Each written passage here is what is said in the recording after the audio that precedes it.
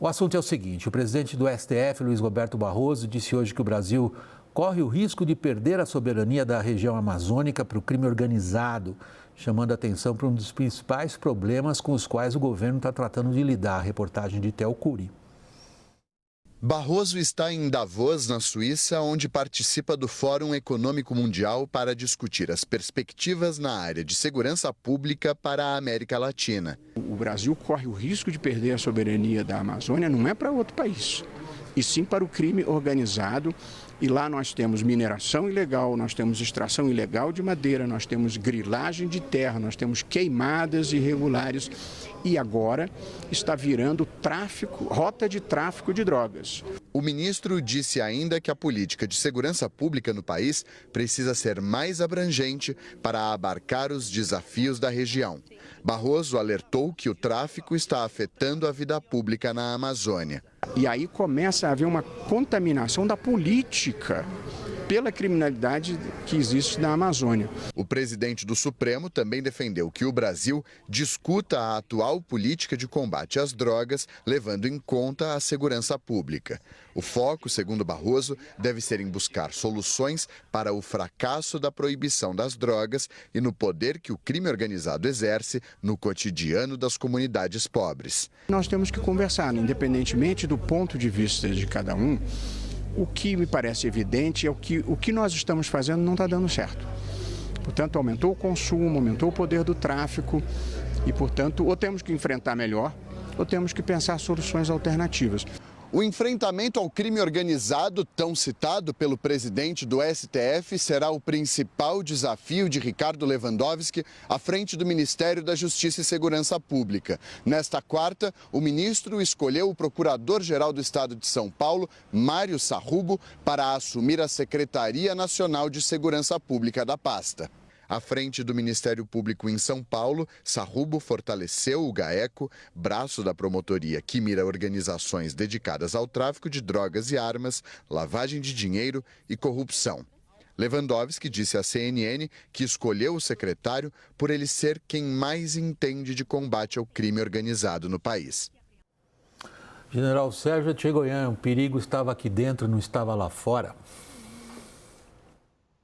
William, eu acho que o ministro Barroso, nesse tema, tem absoluta razão.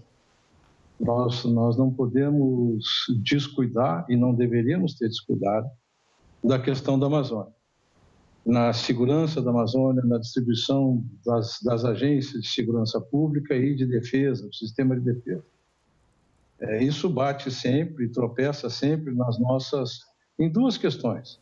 Uma questão orçamentária, que é desnecessário discuti-la, porque custa dinheiro, né? Distribuir tropas e deslocar material para a Amazônia. E outra questão é uma questão triste a gente reconhecer, mas é uma questão ideológica, que acha que a presença do sistema de segurança e do sistema de defesa não são tão necessários ou são impróprios para o problema. O problema está aí. A grande verdade que o ministro diz, e que eu concordo, é que o crime organizado já está lá, apesar de todos os alertas que por décadas foram feitos de que isso acontecia. Agora, a Amazônia é um problema. Quando a gente fala em soberania e fala em Amazônia, quem conhece o assunto, a maioria dos brasileiros, arrepia, fica arrepiado a pele, porque a gente sempre pensa nos interesses de outras nações. Seria uma ingenuidade irresponsável achar que as nações são amigas, boazinhas e querem nos ajudar pelos seus maravilhosos convicções ambientais.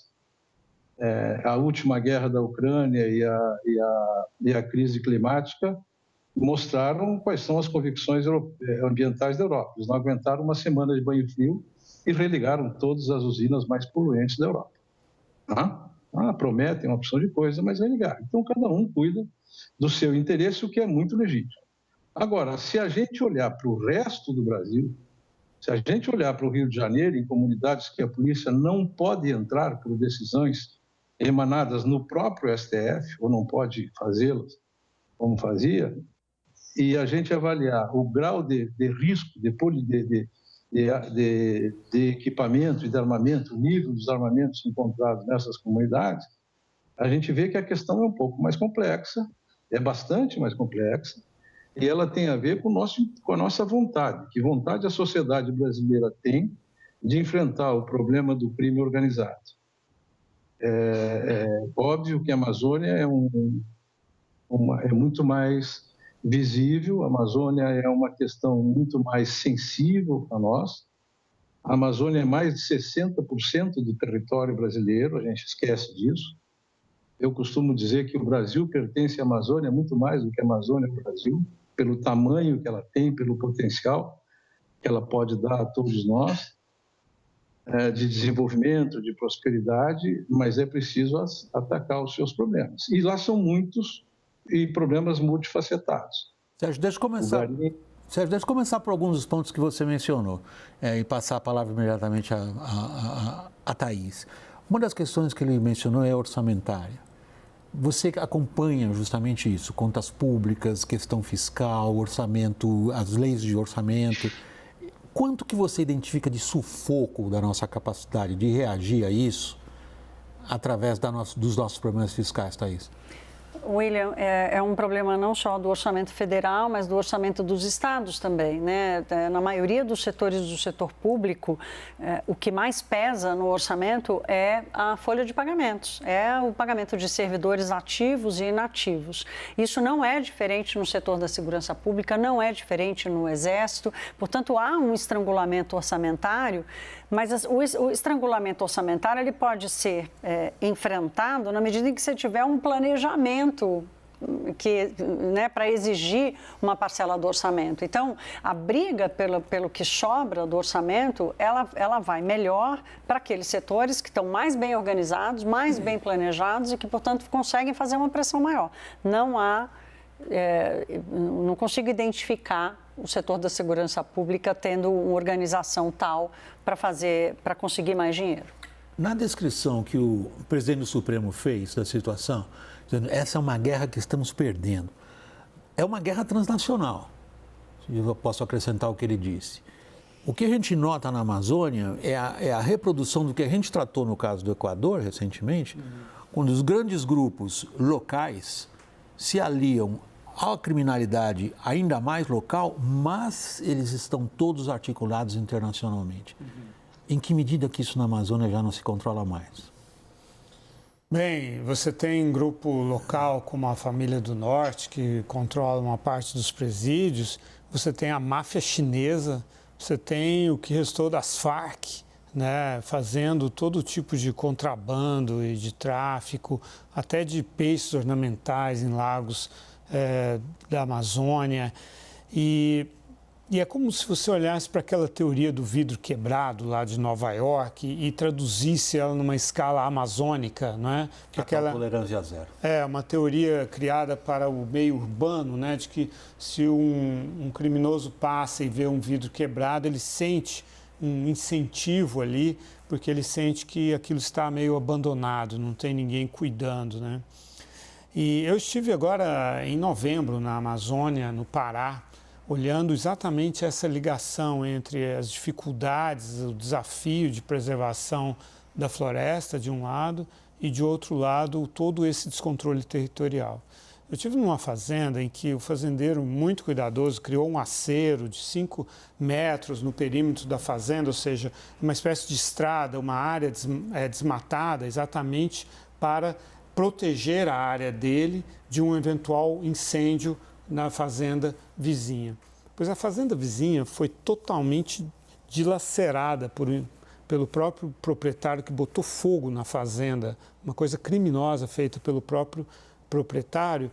E apesar do acero de 5 metros, o vento, as árvores têm copas muito altas, o vento tocou o fogo para a fazenda, que é a área de preservação, ou seja, a área de reserva legal, que é 80% pela lei dessa fazenda. E aí o ônus é todo do proprietário que está tentando fazer tudo legalmente, de levar tratores e empurrar terra para conter, ele não pode desmatar, obviamente, a área legal, a reserva legal dele, para conter aquele incêndio. Isso tudo é custo para ele, com medo de ser, né, autuado pelas autoridades, enfrentar a justiça. Então, a Amazônia é muito complexo você trabalhar legalmente na Amazônia, né? Você não querer ter problemas com as autoridades, é muito caro e isso vira um incentivo muito forte para você trabalhar na ilegalidade, para você corromper fiscais, corromper policiais. No meio da selva, entre aspas, é muito mais fácil. Quer dizer, o crime compensa ainda na Amazônia. E é isso que o Estado brasileiro não pode permitir que aconteça. Porque é uma desmoralização. Tem orçamento privado também, né? Que é uma desmoralização da lei, né? Como acontece, sim, aliás, no resto do Brasil. Mas na Amazônia, realmente, isso tem uma dimensão e consequências críticas para nós. Daniel, nós temos até agora integrante do Supremo, aposentou-se recentemente, atual ministro da Justiça, vai assumir como ministro da Justiça agora, dia 1º de fevereiro, Ricardo Lewandowski. Ele, na biografia dele, ele fez várias visitas à Amazônia, acompanhado sobretudo na época do comandante do Exército. E teria ficado muito impressionado exatamente com essa situação. Ele traz agora uma figura do meio aqui de São Paulo, Sarubo, o procurador-geral aqui de São Paulo, que tem a reputação de ser um dos grandes atuadores em relação ao crime organizado. Quanto está na cabeça do Lewandowski o que o Barroso disse hoje? Olha, William, a gente vinha ressaltando aqui a falta de experiência de Lewandowski em matéria de segurança pública, violência urbana, esse tipo de assunto, apesar dele ter tido, quando presidente do Conselho Nacional de Justiça, uma atuação bastante firme ali nos presídios federais. Agora, ele poderia ser considerado, sim, um neófito na área de segurança pública, mas traz um reforço de bastante peso, porque a experiência do Sarubo em matéria de combate ao crime organizado, principalmente no GAECO, em São Paulo, é muito grande. E não aparece muito nesse trabalho, porque a Secretaria de Segurança Pública do Ministério da Justiça acaba sendo muito atrelada aos problemas de segurança pública no centro-sul do país. Acaba-se não olhando com tanta atenção o norte e a fronteira com os demais países amazônicos. Em outra frente, que não diz respeito ao Ministério da Justiça, naquela cúpula amazônica de agosto em Belém, os países da região acordaram em criar duas instâncias interessantes, um centro de cooperação policial e um centro de um sistema aéreo, monitoramento do sistema aéreo na região amazônica. Isso requer implementação. E implementação tem sido um grande calcanhar de Aquiles, em parte por razões orçamentárias. Um assunto que o general Etchegoyen conhece bem é o CISFRON, Sistema de Monitoramento das Fronteiras, um projeto de mais de 20 anos do Exército Brasileiro que até hoje não chegou a sequer 50% de execução. Isso mostra o tamanho do desafio orçamentário. Também, na parte orçamentária, é importante dizer que IBAMA, Instituto Chico Mendes e o corpo da Polícia Federal na Amazônia, que agora recentemente foi promovido a uma diretoria especializada em Amazônia e meio ambiente, também padeceu muito com falta de recursos. O IBAMA e o Instituto Chico Mendes são talvez os dois órgãos do sistema da administração pública federal que tem o corpo de funcionários mais antiquado, sem reposição e com grande parte desse corpo indo para a aposentadoria. Agora, houve uma outra parte que também não é orçamentária, que é uma paralisia nos últimos anos, principalmente no governo Jair Bolsonaro, de criação de unidades de conservação e até um certo desdém, né? Até uma certa piada ali com a criação de terras indígenas.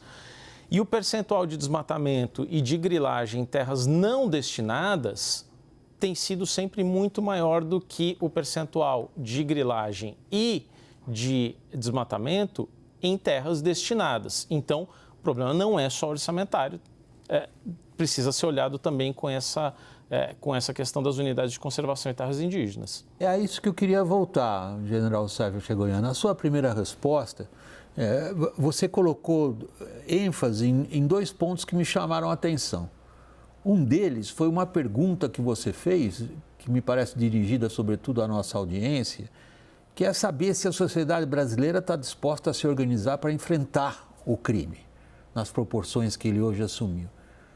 E o segundo ponto que você mencionou, que me chamou a atenção também, foi a menção que você fez a critérios político-ideológicos que teriam impedido que se preparasse melhor do ponto de vista de defesa nacional que está acontecendo hoje lá.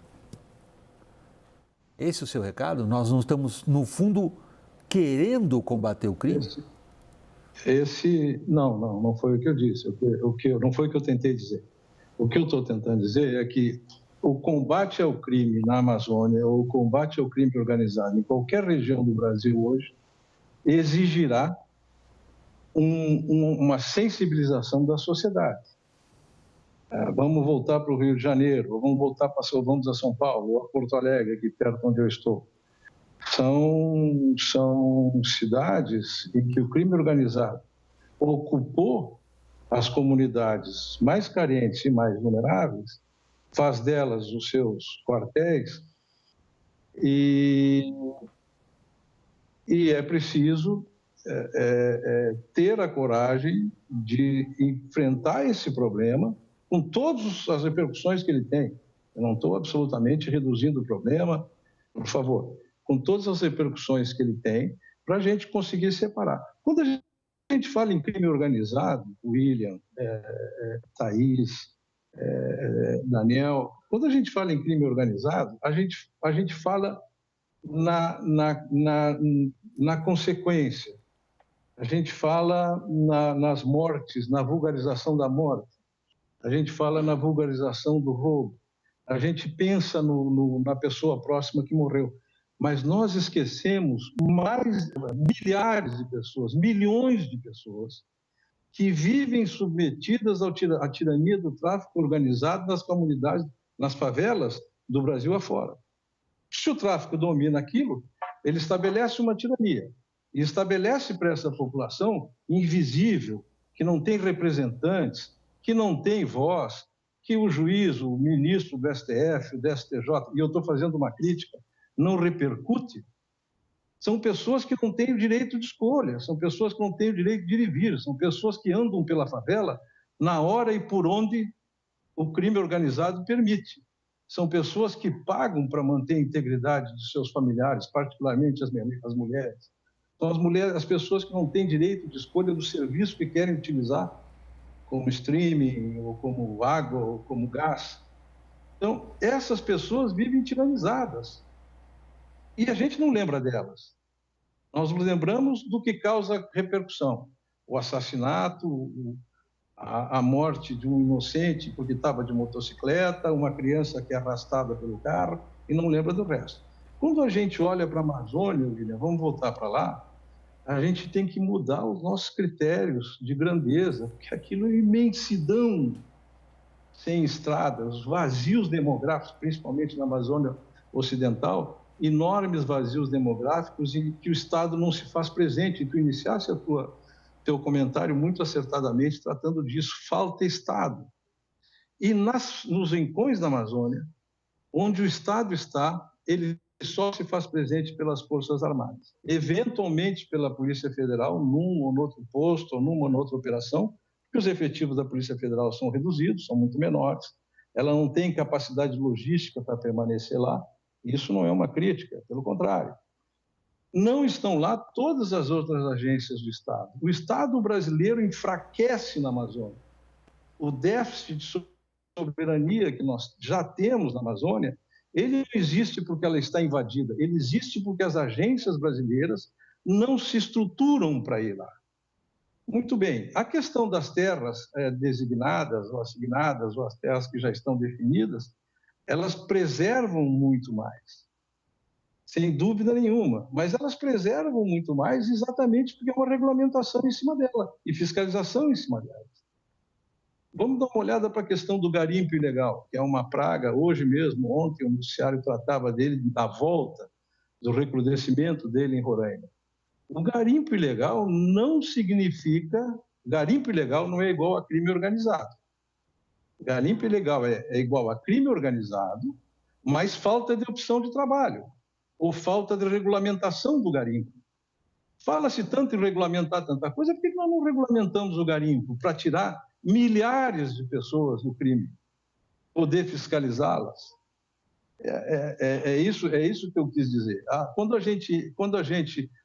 Um de vocês falou, e eu acho que foi o Daniel, ou mesmo tu, William, falaram na questão da integração sul-americana. Quando eu estava no Ministério, no governo Temer, o ministro Jungmann, o ministro da Justiça, e eu, o ministro Jungmann ainda, ministro da Defesa e depois ministro da Segurança Pública, nós percorremos todos os países da nossa fronteira, todos os 10, da Guiana, do Suriname ao Uruguai. A Guiana Francesa é França, para tentar estabelecer processos de integração, particularmente na perseguição policial, no encaminhamento de processos, na troca de inteligência, que é fundamental. Esse combate não terá nenhum sucesso sem inteligência bem estruturada, bem feita, inteligência de Estado, como tem que ser feita e integrada. Não inteligência de egoísmo, de que eu tenho essa doença infantil que a gente ainda tem no Brasil, que é a rivalidade das instituições, né? Não passa, não diz, não fala.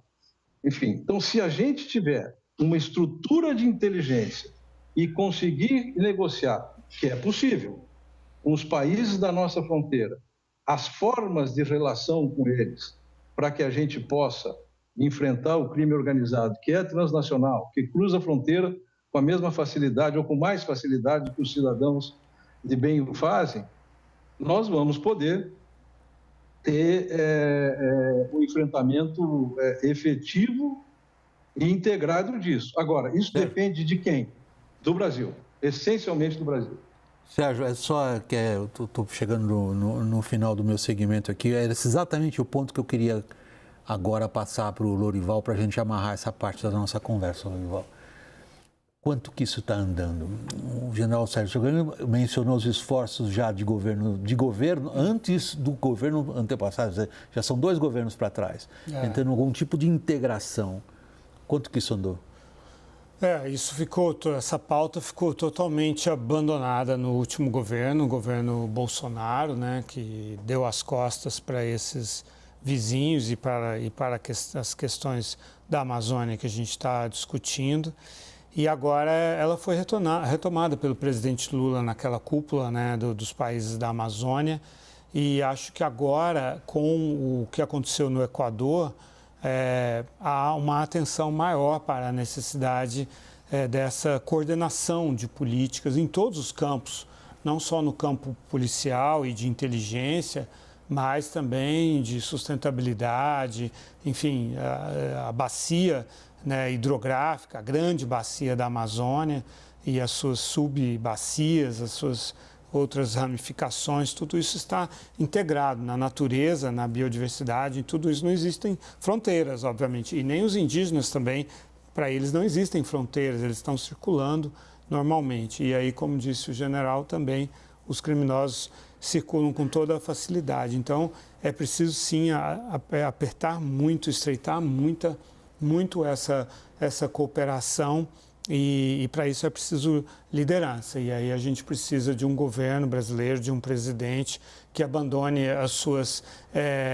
preferências ideológicas, eu diria até as suas excentricidades ideológicas e pense como Estado, porque essa é uma tarefa de Estado que não deveria depender de governos e de preferências político-ideológicas. O assunto é importante, né? A gente volta a ele, eu vou agora para um outro tema. Então, queria aqui deixar meu muito obrigado pela sua disposição em participar da nossa roda e lhe dar uma boa noite, general Sérgio Atigoyan, ex-ministro-chefe do Gabinete de Segurança Institucional. Boa noite, general. Boa noite, William. Boa noite a todos da bancada. Muito obrigado pela oportunidade de participar. Um abraço a todos e um excelente 2024.